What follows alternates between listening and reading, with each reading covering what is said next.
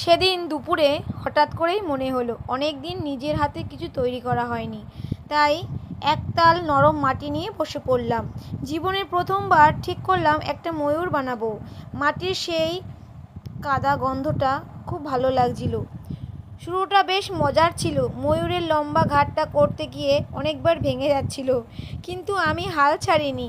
হাতের আঙুল দিয়ে আলতো করে চেপে চেপে ময়ূরের ডানা আর ঝুঁটিটা যখন ফুটিয়ে তুললাম, তখন মনে হলো হয়তো খুব একটা নিখুঁত হয়নি, কিন্তু দেখতে বেশ লাগছে।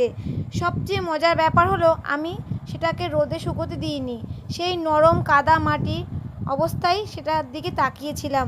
মনে হচ্ছিল এই মাটির ময়ূরটার ভেতরে যেন এখনো প্রাণ আছে।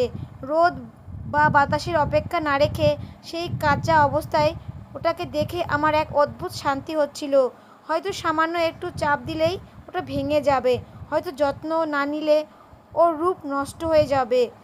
কিন্তু ঠিক এই এই কথাগুলো ভেবে ভেবেই ময়ূরটাকে আমার কাছে আরও যেন বেশি আপন করে তুলেছিল।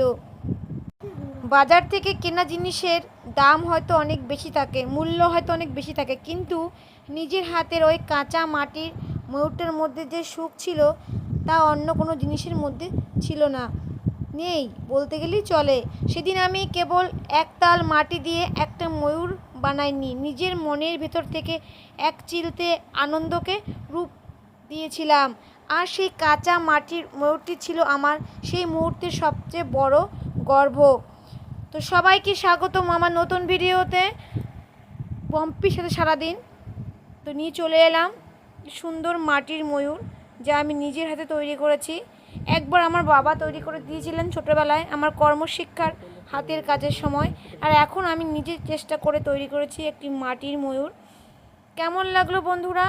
যদি ভালো লেগে থাকে অবশ্যই লাইক কমেন্ট শেয়ার করে পাশে থাকবেন, আর সুন্দর সুন্দর ভিডিও দেখাতে আবার চলে আসবো।